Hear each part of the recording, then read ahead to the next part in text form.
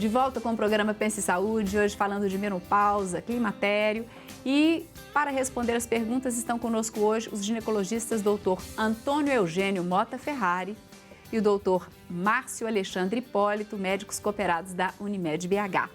E várias perguntas estão chegando, então temos que ser ágeis. Marinês, do bairro Tupi, tem 65 anos e diz que passou pela menopausa sem esses sintomas, mas que agora esses sintomas estão aparecendo. Isso é comum?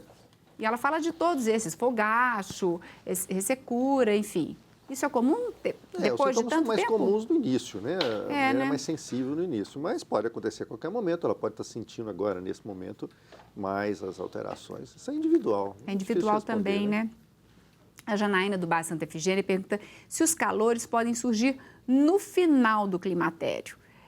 Ou seja, podem, né? O tempo. O que ela diz é o seguinte, que ela está utilizando um medicamento, um hormônio, uma reposição, que a gente até comentou aqui durante o intervalo, mas que esse hormônio que ela está tomando não está inibindo esses sintomas, esses calores, os fogachos. E o que fazer? Ela falou, eu até falei para vocês o hormônio, vocês lembram qual, né? É o tipo. Isso mesmo. Né? Na verdade, se a gente for pensar, se ela realmente não está adaptando com o tibolona, existem outras formas de tratamento, né? A tibolona não é das melhores opções, né? É uma boa opção de tratamento, mas se ela não está adaptando com ela mude. Porque não é comum o paciente apresentar esses sintomas vasomotores muito tempo depois. Né? O comum é começar, ter uma cronologia isso, né? Se isso está alterando, tem que ver onde que ocorreu esse erro. E será que foi na dosagem? Será que ela está usando a dosagem correta também? É uma outra pergunta que tem que se fazer, né? O tipo de hormônio também pode variar? Você pode, e um ter mais efeito ou não sobre, por exemplo, fogacho, sobre a sintomatologia? Sim. Tá. A Ivone, lá de Contagem, ela disse que a mãe dela tem 73 anos e que entrou na menopausa aos 48 anos, mas diz que até hoje, aos 73, ela ainda tem essas ondas de calor. Isso é normal? O que poderia ser feito? Pode acontecer, tem uns 5% aí mais ou menos que tem a longuíssimo prazo onda de calor. E aí teria alguma coisa para amenizar? Porque nesse caso nem seria mais... Uma reposição hormonal na idade dela tem poucos benefícios, né? Talvez não fosse a melhor opção. A indicação. Né? Tem que avaliar. A Valdete, lá do bairro Santa Teresa, ela disse que teve menopausa precoce aos 30 anos. E hoje, aos 46, ela faz reposição hormonal com hormônios, ela fala manipulados, acho que bioidênticos, ela tem 46. Ela pergunta, isso seria uma maneira correta de tratar a menopausa precoce? A nossa sociedade não recomenda. Né? Os hormônios, a gente tem os hormônios que são recomendados pelas nossas sociedades, né? Tudo que a gente tem de literatura, ele está relacionado a esses hormônios, que são os estrogênios que a gente usa, e medicamentos já devidamente conceituados. Agora, a manipulação dos hormônios, a gente não recomenda porque não existe nenhuma confiança científica nisso aí, né? Tá. Arlete, lá de Ipatinga. Ela tem 49 anos, teve menopausa precoce há 5 anos atrás. Ela agora sente exatamente essa secura que vocês falaram, secura vaginal, e o médico diz que pode ser, inclusive, infecção urinária. Mas ela tem isso todo mês, o que pode ser ou infecção urinária recorrente ou a secura mesmo. E aí, doutor Antônio Eugênio? As duas coisas têm a mesma base, né? Pode ser infecção recorrente assim? Sim, todo pode mês? ter infecção recorrente exatamente pela falta de hormônio, da atrofia não só da vagina, mas também do trato urogenital, do trígono da bexiga e da uretra, aumentando a chance de infecção recorrente, né? E a reposição hormonal tópica, pode melhorar. Tópica funciona, oral também, aí depende da indicação. E tem também, inclusive, adesivos? O adesivo equivale a oral, é só uma via, né? Ele é sistêmico, quer dizer, o local, o vaginal, ele teria ação só na região, na vagina e na uretra ali. A absorção dele é desprezível, né? Já o oral ou o transdérmico é sistêmico, a ação é no corpo inteiro, né? A Elizabeth diz que perdeu o filho no 3º mês de gestação e teve hipotiroidismo.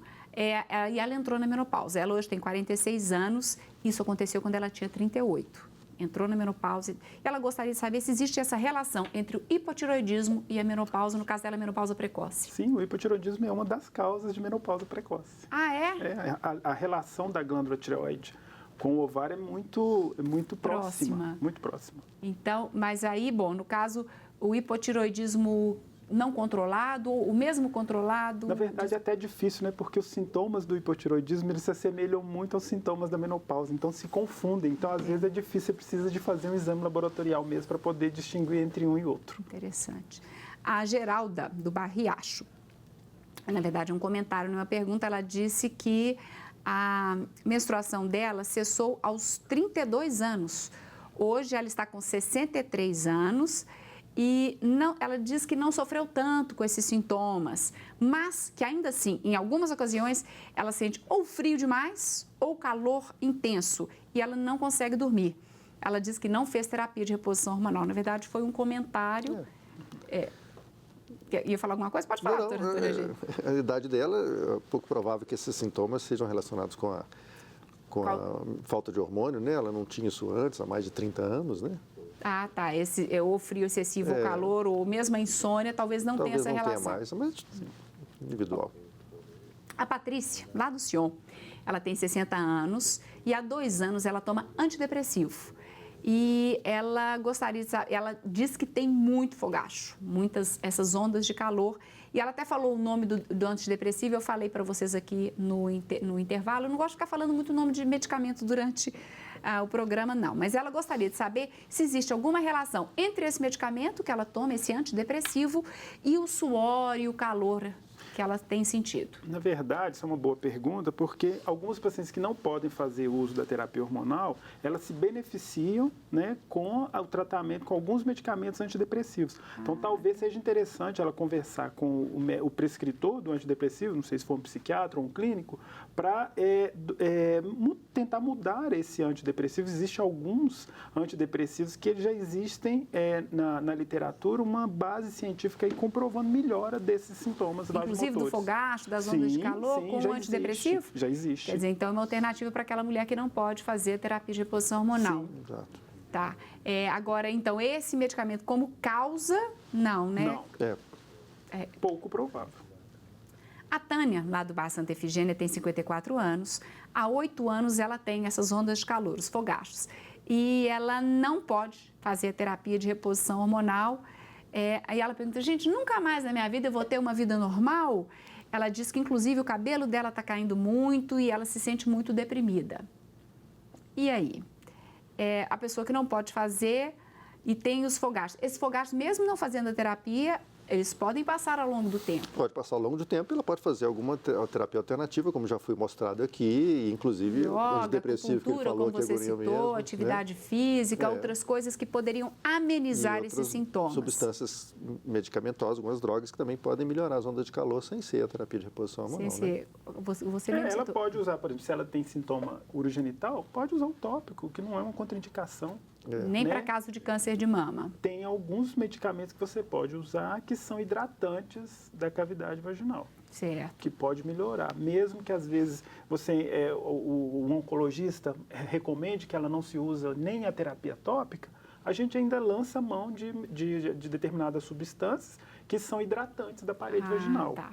Então, tem uma série de coisas. Depende até da razão da contraindicação dela, né? Certo. Às vezes não é câncer, né? Às vezes nem é câncer essa contraindicação dela e teria que se analisar isso melhor, né? Agora, e com relação aos calores, cabelo e tudo, e a própria depressão, existem várias alternativas, então, aqui que devem ser levadas em conta. Porque a gente fala que a gente fecha muito no fogacho, mas, na verdade, é um período de muitas alterações e que podem realmente combinar com depressão, com outros sintomas também, né? E causas também intervenientes que não são necessariamente a falta do hormônio, né? Nosso tempo está acabando. Eu gostaria, se vocês acham importante, deixar algum recado, alguma mensagem final para os nossos telespectadores, telespectadoras, algum? Eu acho que o que deveria ficar na cabeça é o seguinte, a terapia de reposição hormonal tem espaço, tem indicação, tem risco, como tudo na vida, mas ela não deve ser considerada um bicho de 7 cabeças. Eu acho que ela tem que ser analisada com o seu médico, ela tem sua indicação e quando bem indicada, ela tem vantagens. Certo, as mulheres ficam meio com medo ainda, né? E eu gosto de finalizar lembrando que, se a gente for parar para pensar, 2/3 da vida da mulher ela vai passar durante esse período. Tá. Então, nós temos que preocupar com a saúde dessa mulher. E a reposição hormonal é uma excelente opção, desde bem indicada, no momento certo, e para a paciente certa. Você falou uma coisa certa. as mulheres, nós estamos vivendo cada vez mais. Se você tem esse período de menopausa, você ainda vai viver mais 20, 25, 30 anos. O IBGE publicou recentemente, nós passamos para 74,6 anos de expectativa de vida. Mulher, né? Então, ou seja, não é só sobreviver até os 75, 80 anos, é ter qualidade de vida o máximo possível até essa idade. Sim. E para as mulheres que podem e têm indicação, a reposição hormonal pode ajudar muito nessa qualidade, não é isso? Isso mesmo. Gostaríamos de agradecer a presença, a participação de vocês, os esclarecimentos para a gente, para os nossos telespectadores. Estamos chegando ao final do nosso programa e eu gostaria de agradecer a você também que participou conosco. O Pense Saúde de hoje chega ao fim, mas você pode rever este programa toda terça-feira e toda quinta-feira, às 5 da tarde, sábado às 9 da noite e domingo às 11 da noite. E também pelo nosso site, tvhorizonte.com.br, a qualquer momento. Eu agradeço muito a sua companhia. Espero você no próximo Pense Saúde, uma parceria da Unimed BH com a TV Horizonte. Tenha uma ótima semana, um excelente Natal, muita paz, muitas bênçãos na sua vida, na sua família, paz no coração e pense saúde sempre.